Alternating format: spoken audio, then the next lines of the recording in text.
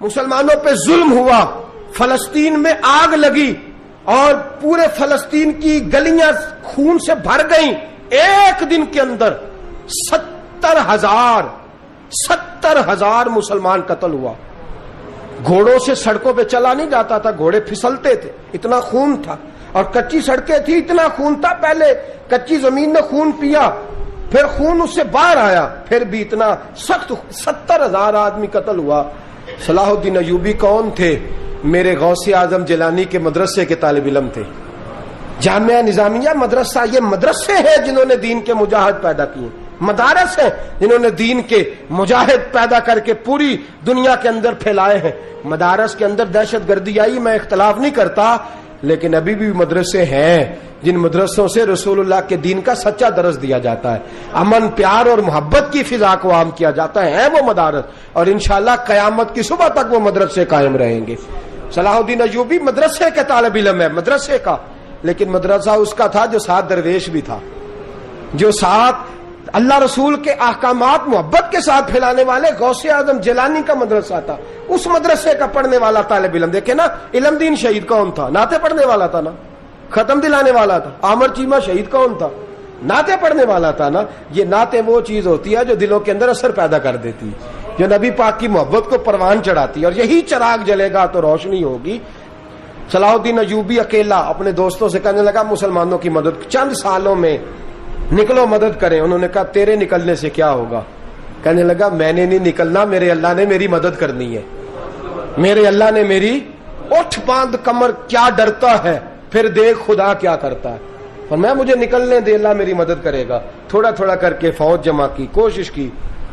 چند سالوں کے بعد اسی جگہ جہاں مسلمانوں کا خون بہا تھا، اللہ نے اسلام کا جھنڈا پھر سے بلند کر دیا۔ صلاح الدین ایوبی فاتح بن کے مسجد اقصی کے دروازے پہ کھڑا ہے۔ چند سال گزرے، عیسائیوں کا اپنا وہ ظلم ابھی یاد ہے، اور عیسائی سارے لیڈر کہتے ہیں تیاری کر لو، اب ہمارے بچے کاٹے جائیں گے، عورتیں بیوہ ہوں گی، گردنیں کٹیں گی، اب دیکھنا جتنا خون ہم نے بہایا تھا مسلمان اس سے دگنا بہائیں گے۔ صلاح الدین ایوبی گھوڑے پہ کھڑے ہیں اور پوچھتے ہیں او عیسائیوں بتاؤ تمہارے ساتھ کیا کروں؟ گردنیں جھک گئیں، جواب کوئی بھی نہیں۔ کہا تم نے 70,000 مسلمان ایک دن میں مارا تھا، بولو تمہارے ساتھ کیا کروں؟ تم نے ایک دن میں مسلمان یوں کاٹے جیسے گاجر مولی کاٹی جاتی ہے، بولو کیا کروں؟ عیسائی کہنے لگے ہمیں اپنے ظلم یاد ہیں، تشدد یاد ہے، بربریت یاد ہے، تو بہتر جانتا ہے تو نے کیا کرنا ہے۔ صلاح الدین ایوبی گھوڑے پہ فاتح کھڑا ہے، آنکھوں میں آنسو آئے، تڑپ کے رویا، کہنے لگا میں تمہارے ساتھ وہی سلوک کروں گا جو میرے مصطفیٰ نے قریش مکہ کے ساتھ فرمایا تھا، لا تصریب علیکم، جاؤ تم پر کوئی زیادتی نہیں، جاؤ تم آزاد ہو۔ اس نے کہا تو کر کیا رہا ہے؟ کہنے لگا میں کیا کروں، میں اس محمد کا ماننے والا ہوں جس نے معاف کرنا سکھایا ہے صلی اللہ علیہ وسلم، میرے پیروں میں زنجیر ہے رسول اللہ کی غلامی کی، جاؤ تم آزاد ہو۔ اس نے کہا تم آزاد ہو، لوگوں نے کلمہ پڑھنا شروع کر دیا، اشہد ان لا الہ الا اللہ واشہد ان محمدن عبدہ۔ سارے قبیلے کے کچھ نہ کچھ لوگ مسلمان، ایک قبیلہ رہ گیا مسلمان ہی نہیں ہوتا۔ صلاح الدین ایوبی اپنے خیمے میں بیٹھے ہیں تو ایک بی بی آ گئی، اس قبیلے کا کوئی شخص مسلمان نہیں ہوتا۔ بی بی آئی، آگے کہنے لگی میرے 4 بیٹے جنگ میں کھو گئے ہیں، چھوٹے چھوٹے بچے جنگ میں کھو گئے ہیں، مل نہیں رہے، فوجیوں کو حکم دے مجھے میرے بچے تلاش کر کے دیں۔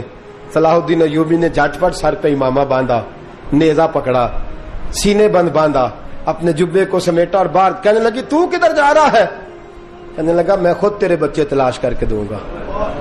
صلاح الدین چند سپاہی ساتھ ہیں، گلی گلی نکلے، گلی گلی فجر کے نکلے، اثر ہو گئی، تھک گئے، 2 نمازیں صحرا میں پڑھی، جنگل کے اندر پہنچے تو ایک کونے میں 4 بچے ایک جگہ ڈرے اور سہمے ہوئے بیٹھے ملے۔